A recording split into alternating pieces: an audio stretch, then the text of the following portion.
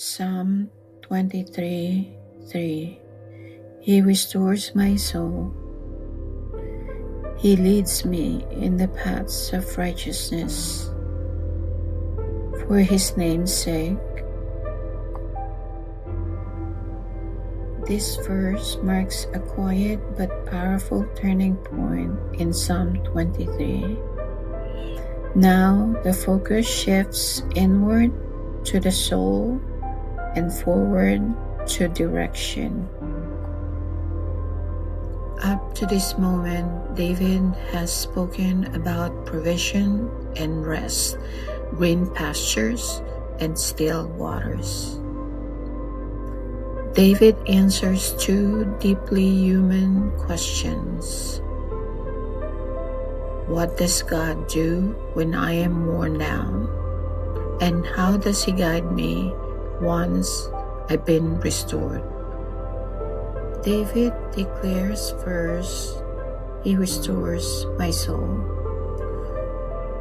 The word restore in Hebrew language means to turn back, to return, to bring something back to its original condition, to revive what has been depleted.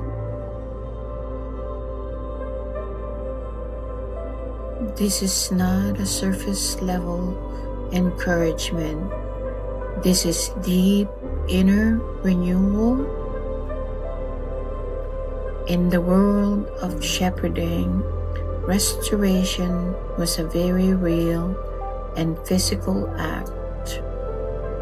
A shepherd would go after a sheep that wandered off. He would lift a sheep that had fallen and could not get up. He would revive the sheep that was exhausted or dehydrated. Restoration meant the sheep was weakened but never abandoned. That is the picture David gives us of God.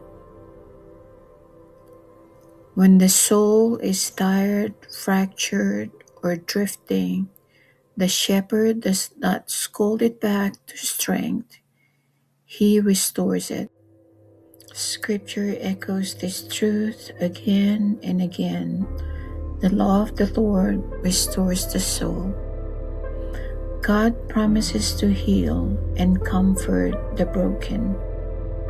He refreshes the weary and satisfies the faint. He restores lost years and invites the burden to come and find rest. Restoration always flows from God, not from our own effort. So often, the soul grows weary through sin, grief, fear, disappointment, long seasons of stress, or spiritual dryness. Psalm 23 reminds us that restoration is not something we earn, it is something we receive. God does not discard tired sheep, He revives them.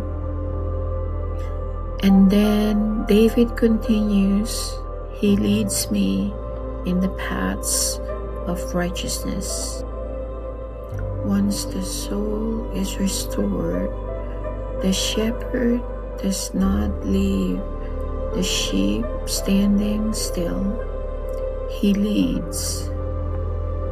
The word paths refers to well-worn tracks, safe, reliable routes that have been proven over time. These are not random or confusing directions. They are bright paths, steady paths that lead toward life and wholeness. Righteousness here does not mean perfection. It means alignment, walking in a way that reflects God's character and purposes. After restoring the soul, God gently reorients our steps. He guides us back into patterns of living that are good, true, and life-giving.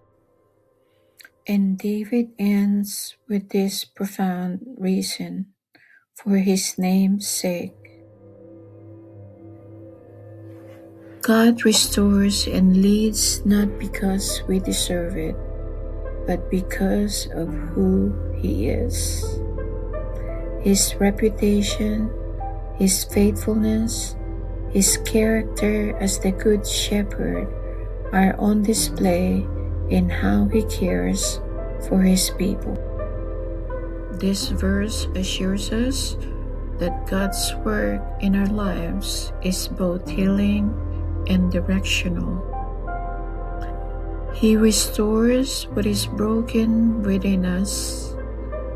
He faithfully leads us forward, step by step, along the right path, for his glory and for our good.